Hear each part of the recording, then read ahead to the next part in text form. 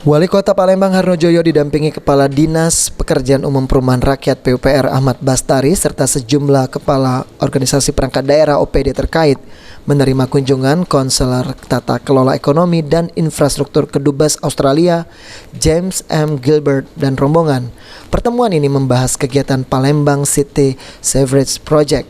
Australia bersama pemerintah Kota Palembang berkomitmen untuk mengatasi masalah sanitasi dengan membangun instalasi pengolahan air limbah atau IPAL.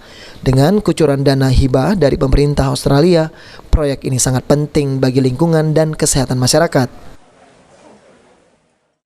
I'd just like to say thank you very much to Bapak Wali Kota for his hosting us here today. We've had a very good meeting. We're very proud to be supporting the water and sanitation projects in Palembang City.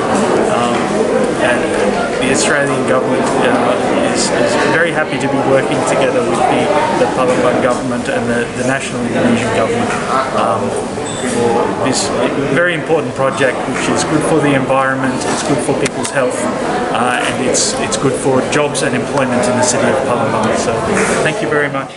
Wali Kota Palembang Harnojoyo berterima kasih dan mengapresiasi keseriusan Australia dalam membantu mengatasi persoalan sanitasi di Kota Palembang. Melalui program PCSP, Pemkot Palembang optimis setelah IPAL selesai persoalan sanitasi bisa diatasi. Kami tentu mengapresiasi hampir 2 tahun ini kita disibukkan oleh pandemi Corona. Hari ini kita, alhamdulillah Corona sudah dapat dengan protokol kesehatan kita, sehingga pemerintah sudah mulai melonggarkan atas kebijakan protokol. Hari ini kita kedatangan tamu dari Australia terkait pembangunan IPAL kita yang saat ini progresnya 30% karena pandemi ini ada Australia mengucurkan dana hibah sebesar 50 juta dolar Australia untuk pembangunan proyek IPAL di Kota Palembang. Saat ini progres pembangunannya pun sudah 30%. Aprianto, PAL TV.